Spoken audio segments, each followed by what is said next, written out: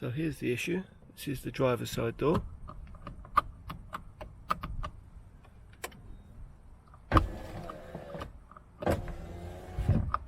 And on the passenger side, both switches work fine on the driver's side. But from the passenger side, this switch here, a little clunk, but it's essentially not working. Now I have taken the switch off and I cleaned it up and it worked for a bit and then it stopped working. So my guess is there's some problem with the switch. So I ordered a replacement passenger side single window switch from a popular Chinese online store you're probably familiar with. It cost £2.14 plus more than that in duty and postage, and it just arrived today, so we'll give this a go.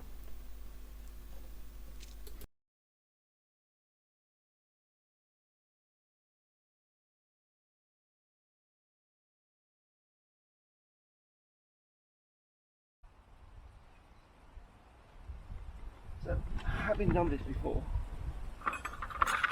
I know there's a couple of screws holding this on. One obvious one in here.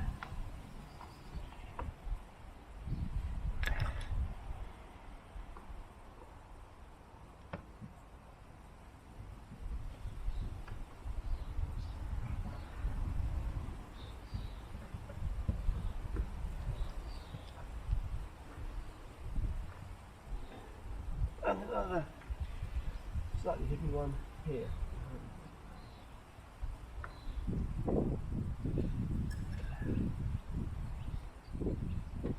Both Phillips.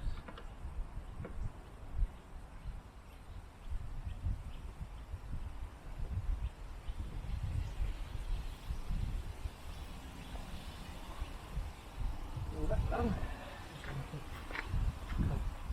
Lifting the pedal off. See if I can go to the boat.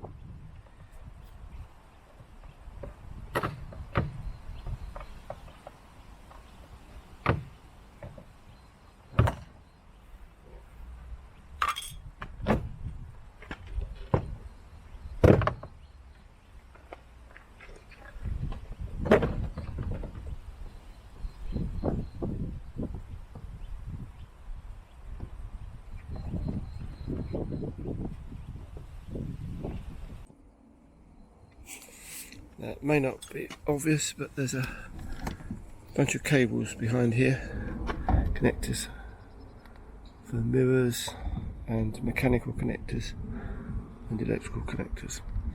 So you just need to unhook some number of these, minimum number you need to give yourself access. I'm probably just going to do this one. There we go. That's probably all I need to get to the back.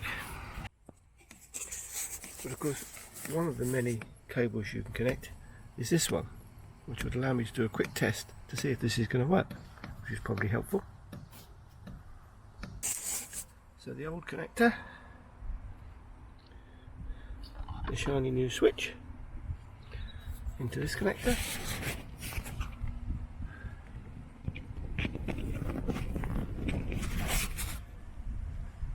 And then my shiny new ignition key.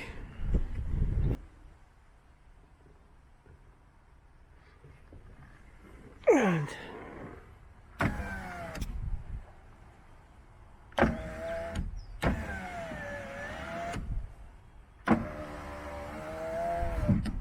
so I think there's a fair chance this will work when I've managed to undo that, which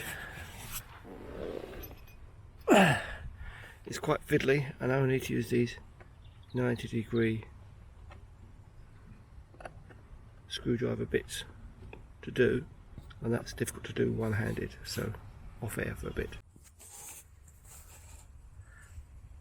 Right, now that's the last of the screws out, and this just lifts out. I did cheat slightly, some powered assistance, but essentially it was with this 90-degree part and then that small head on the end there, so you can see the two. Anyhow, this is the old one out, pop the new one in and we're done.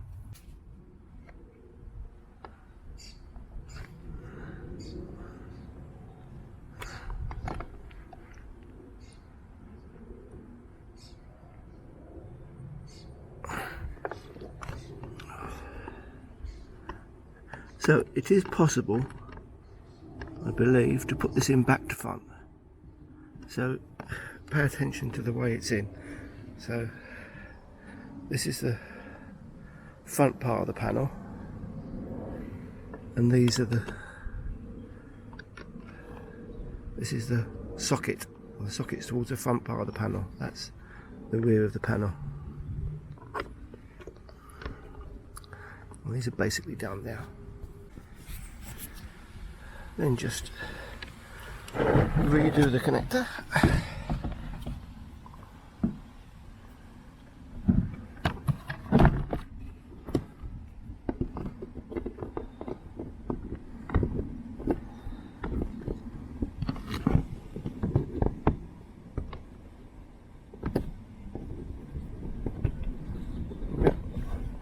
Fortunately that is gendered. And the switch.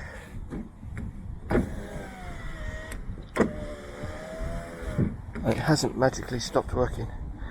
I've been moving it now. So just a matter of putting the panel back on now. Oh, here, by the way, as you've been doing this, the plastic covering would have come off.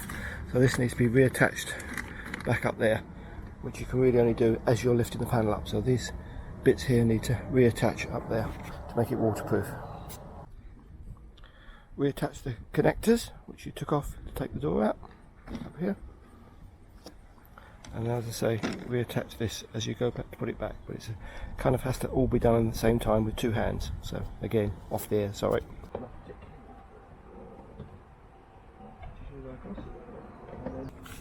Which is a matter of lining up all these little pins in here, and the holes. So, as you can see, one snapped off there. That shouldn't be there, the blue one should be on here. So that's completely snapped off now, so that can't be repaired. And then these blue ones go into those holes there. So we can line them up.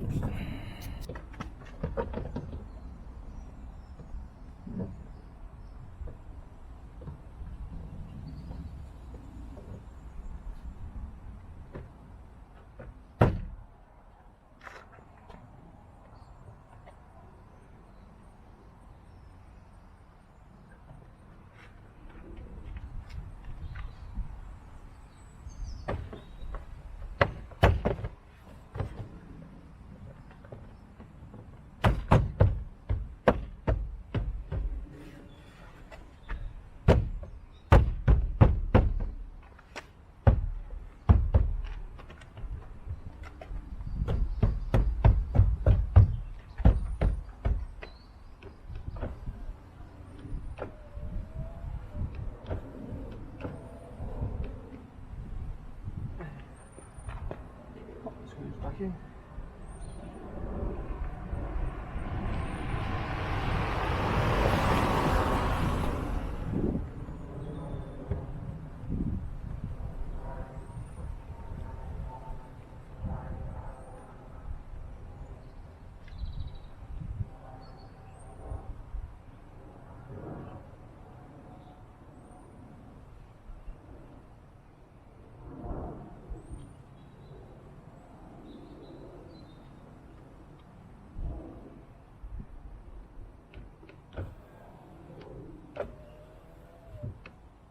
Job done.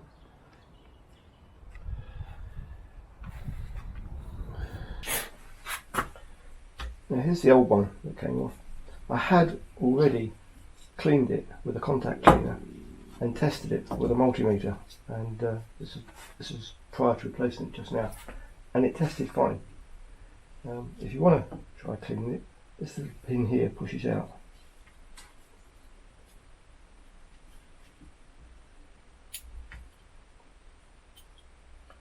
That gives you some access to the inside of the mechanism. But as I say, I've already done that, cleaned it out, used contact cleaner, tested it, just fine. Seemed to work for a while, then stopped working again. So as you can see, just replaced it with a new one. The new one seems to work perfectly fine. There we go.